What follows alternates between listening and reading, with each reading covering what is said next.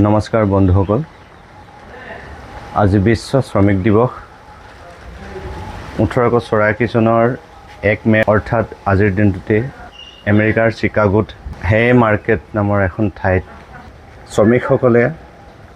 শ্ৰমিকসকলৰ যি দৈনিক কৰ্মৰ সময় আৰু তেওঁলোকৰ ন্যায্য মজুৰি সম্পৰ্কে এটা শান্তিপূৰ্ণ সমদল বাহিৰ কৰিছিলে আৰু এই সমদলটো পিছলৈ হিংসাত্মক ঘটনালৈ পৰ্যবেক্ষিত হৈছিলে আৰু এই ঘটনাক কেন্দ্ৰ কৰি পৰৱৰ্তী সময়লৈ সমগ্ৰ বিশ্বত এক ব্যাপক পৰিস্থিতি সৃষ্টি হৈছিলে। এই পৰিস্থিতিক কেন্দ্ৰ কৰি 1884 চনৰ 1 মেৰ এই তাৰিখটোৰ পৰাই বিশ্ব শ্ৰমিক দিৱস হিচাপে আজিৰ দিনটো উদযাপন কৰি অহা হৈছে আৰু আজি 140তম আন্তঃৰাষ্ট্ৰীয় শ্ৰমিক ডে।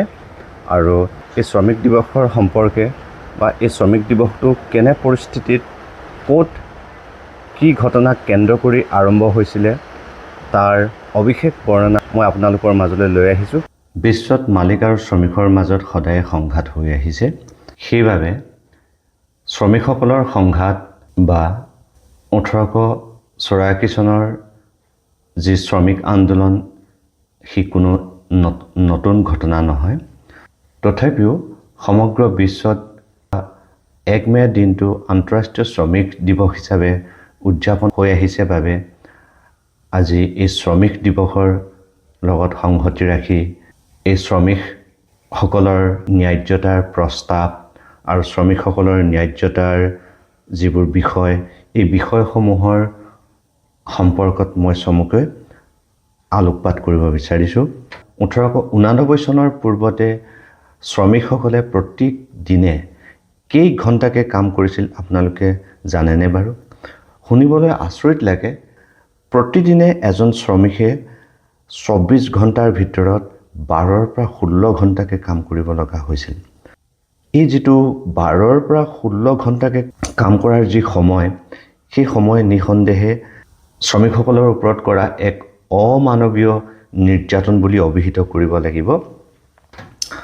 আৰু সেইবাবে শ্ৰমিকসকলে ইয়াৰ প্ৰতিবাদ জনাবৰ বাবে বিভিন্ন সময়ত একত্ৰিত হৈ আলোচনা বিলোচনা কৰিছে যদিও ই ফলপ্ৰসূ হোৱা নাছিলে।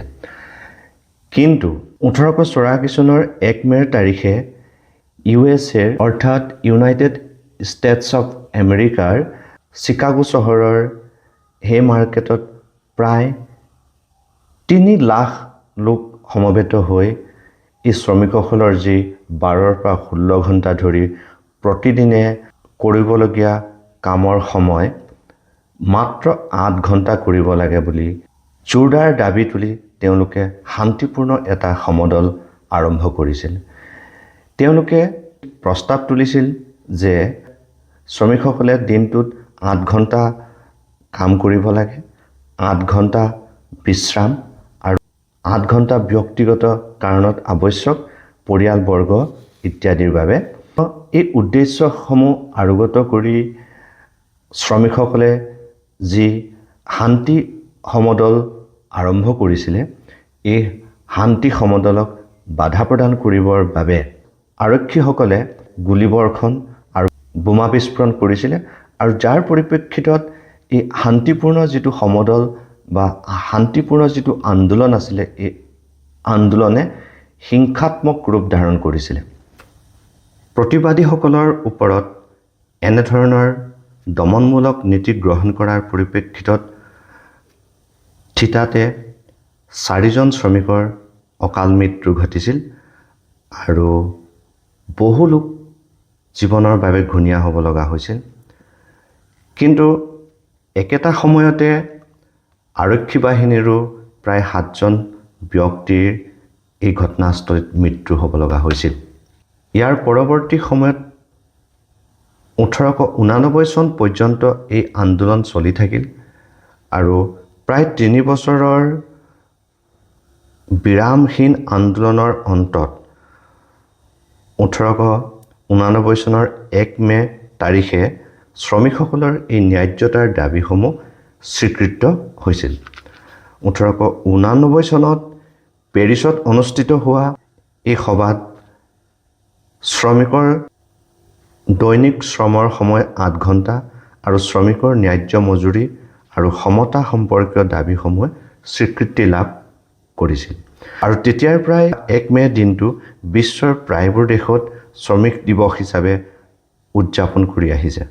অৱশ্যে বিশ্বৰ বিভিন্ন দেশত এই শ্ৰমিক দিৱসটো সুবিধা অনুসাৰে নিজাববীয়াকৈ তেওঁলোকে স্বকীয়তা ৰক্ষা কৰি উদযাপন কৰি আহিছে।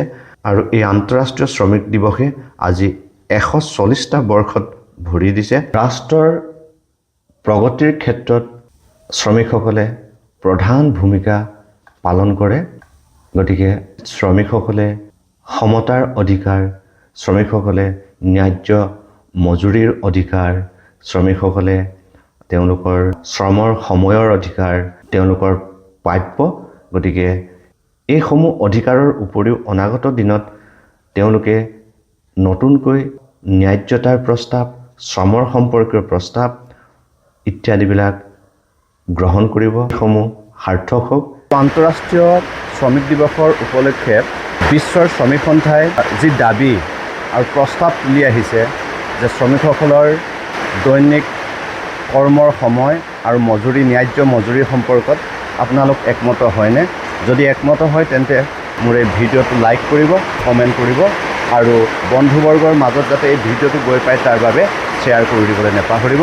আন্তঃৰাষ্ট্ৰীয় শ্ৰমিক দিৱসৰ উপলক্ষে এই সমূহ আলোচনাটি আগবঢ়াই মই আপোনালোক সকলোৰে পৰা বিদায় লৈছোঁ।